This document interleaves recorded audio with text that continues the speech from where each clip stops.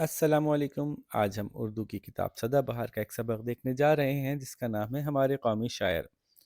اور آپ کو پتہ ہے نا کہ ہمارے قومی شاعر علامہ اقبال ہیں۔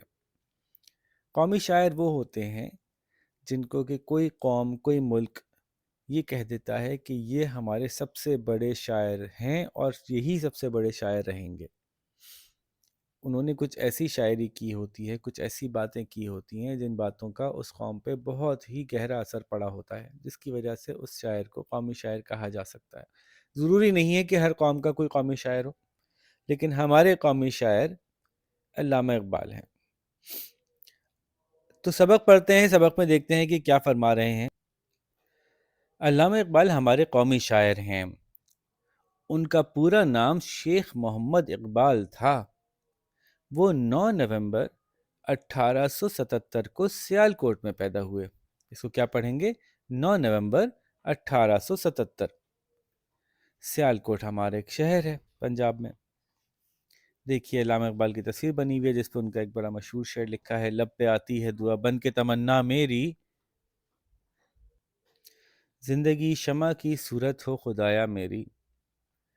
تو یہ شعر بھی بہت مشہور ہے اور اس کا مطلب بھی ویسے پتہ تو ہونا چاہیے کہ اے اللہ، میرے دل کی تمنا، میرے دل کی خواہش میرے زبان پہ آتی ہے، لب پہ آتی ہے مطلب میرے منہ سے نکلتی ہے، میرے دل کی خواہش یعنی جو دعا میں مانگ رہا ہوں میں دل سے بہت عزیز ہے، میں بہت دل سے مانگ رہا ہوں کہ میری زندگی ایسی ہو جیسے موم بتی کی زندگی ہوتی ہے، یعنی موم بتی اپنے وجود کی وجہ سے دوسروں کو روشنی دیتی ہے، دوسروں کو فائدہ پہنچاتی ہے، تو میں بھی دوسروں کو فائدہ پہنچانے والا بنوں۔ پھر ایک تصویر ہے جس میں کہ یہ اپنے ان کے والد صاحب دکھائے گئے ہیں جو ان کو کہہ رہے ہیں ان کی امی ساتھ میں کہہ رہی ہیں میرا پیارا بالی۔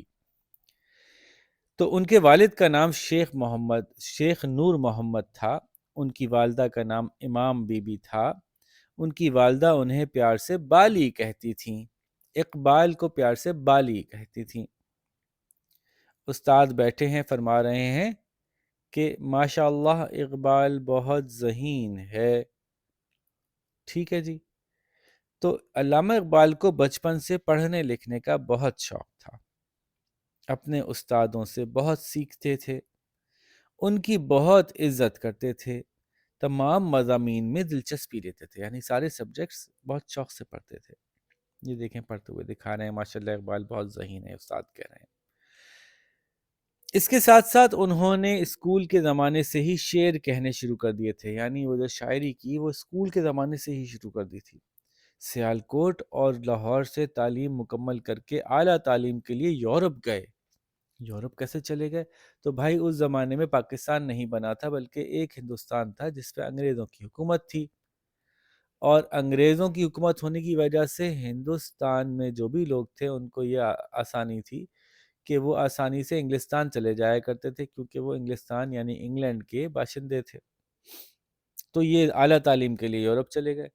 وہ تعلیم کے ساتھ ساتھ شاعری بھی کرتے رہے، قدرتی مناظر پر کئی نظمیں لکھیں جن میں کوئی نہ کوئی پیغام موجود ہے۔ نظم چاند اور تارے بھی ان میں سے ایک ہے۔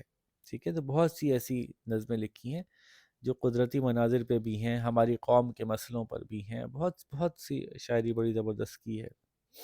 تو ایک نظم اس میں چاند اور تارے بھی ہے۔ علامہ اقبال نے اردو اور فارسی دونوں زبانوں میں شاعری کی ہے۔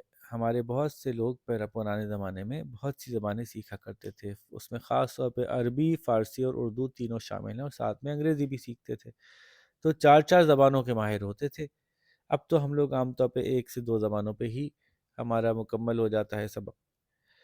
تو علامہ اقبال نے اردو اور فارسی دونوں زبانوں میں شاعری کی ہے۔ انہیں شاعر مشرق کہا جاتا ہے، یعنی نہ صرف یہ کہ پاکستان کے قومی شاعر ہیں بلکہ جو مشرقی قومیں ہیں جیسے کہ پاکستان، ہندوستان، بنگلہ دیش اور بھی دوسری مشرقی قومیں ہیں، ان سب کے لیے ان کی آواز جو انہوں نے جو باتیں کی ان سب کو باتیں پسند آتی تھیں اور اچھی لگتی تھیں، تو انہیں شاعر مشرق کہا جاتا ہے۔ ان کی اردو شاعری کے 4 مجموعے ہیں، یعنی 4 بکس میں ان کی ساری شاعری موجود ہے، اردو کی شاعری جو ہے۔ بچوں کے لیے لکھی ہوئی مشہور نظمیں یہ ہیں، بچوں کے لیے انہوں نے یہ نظمیں لکھی ہیں۔ کون کون سی؟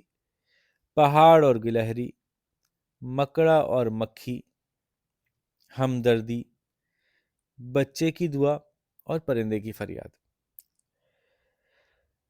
جیسے کہ انہوں نے یہاں ایک مشہور شعر لکھا ہے، ہیں لوگ وہی جہاں میں اچھے، آتے ہیں جو کام دوسروں کے. ٹھیک ہے جی. تو یہ ایک شعر ہے بڑی مشہور نظم کا، ہمدردی کا غالباً جی. اور لوگ بیٹھے داد دے رہے ہیں، واہ واہ واہ واہ، بہت خوب، کتنا اچھا شعر ہے. ایک مرتبہ کسی ملاقاتی نے، یعنی ملاقاتی کہتے ہیں کوئی صاحب جو ملنے آئے ہوں، ملاقات کرنے آئے ہوں، ایک مرتبہ کسی ملاقاتی نے اقبال سے سوال کیا کہ آپ نے بہت سی کتابیں پڑھی ہیں، ان میں بلند ترین کتاب کون سی ہے؟ اس پر آپ نے سوال کرنے والے سے کہا، ذرا ٹھہرو، ابھی آتا ہوں. اقبال تھوڑی دیر میں واپس کمرے میں تشریف لائے اور ایک کتاب اس شخص کو کے ہاتھ پر رکھتے ہوئے کہا، یہ قرآن حکیم، یعنی یہ قرآن حکیم میرے نزدیک سب سے بلند کتاب ہے. تو کتنی اچھی بات کی انہوں نے. اقبال نے قائد اعظم کے ساتھ مل کر پاکستان بنانے کی جد و جہد میں عملی طور پر حصہ لیا. عملی طور پر حصہ لینے کا مطلب صرف باتیں نہیں کی، بلکہ اس کے لیے محنت اور کوشش بھی کی.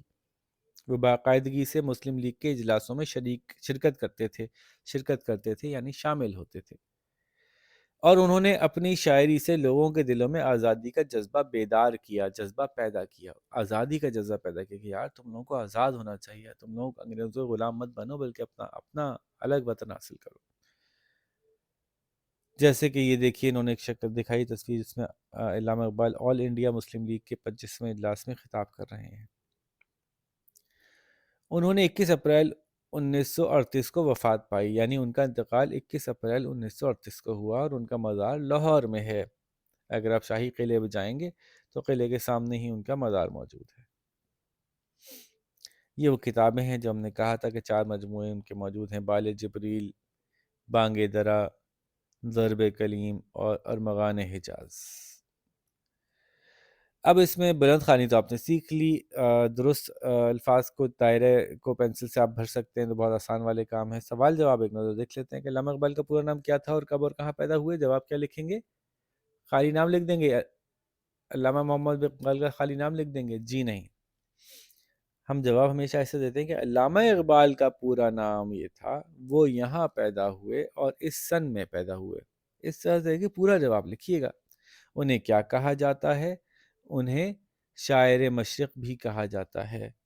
انہوں نے کون سی زبانوں میں شاعری کی ہے؟ انہوں نے فارسی، اردو اور عربی زبان میں شاعری کی ہے، یا اور بھی جو بھی آپ کو پتا ہو. وہ کب سے شعر کہنے لگے تھے؟ تو اس طرح سوالوں کے جواب پورے دینے ہیں. ٹھیک ہے جی.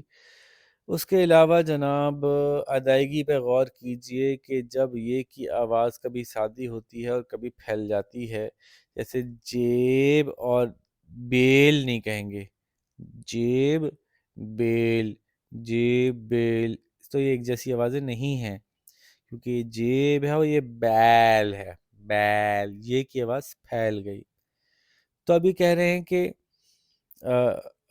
اس آواز کو پہچان کر الفاظ پر دائرہ لگائیے اور کاپی پر نقل کیجیے. کون سی؟ مثلاً کائنات کی ہر شے اللہ تعالیٰ کی تسبیح کر رہی ہے، یہ کون سی آواز ہے؟ جس میں کہ یہ کی آواز پھیلی ہوئی ہے، اس پہ زبر کے ساتھ یہ ہے.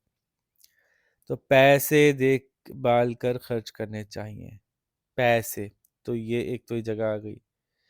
پھر علی کبھی تو چین سے بیٹھ جائے گا، جہاں یہ کی آواز پھیلتی ہوئی محسوس ہو تو پیسے میں پھیل رہی ہے، چین میں پھیل رہی ہے. پھیل جاتی ہیں، مچھروں کے کاٹنے سے بیماریاں پھیل جاتی ہیں، تو پھیل میں آواز پھیل رہی ہے. پیدا کی ہے تو پیدا میں پھیل رہی ہے. ٹھیک ہے. اس کے علاوہ گروپ ورک آپ کو ٹیچر بتائیں گے کہ کچھ آپ کو کرنا ہے، جس میں کہ آپ کو علامہ اقبال کے حوالے سے کچھ گروپ ورک ٹیچر کروائیں گی. ٹھیک ہے جناب. تو یہ چیپٹر ختم ہوا. آپ لوگ اچھی طرح سے پڑھ کے سنائیے اور اس ایکٹیویٹی کو سوال جواب بھی مکمل کیجیے. اپنا خیال رکھیے. اللہ حافظ.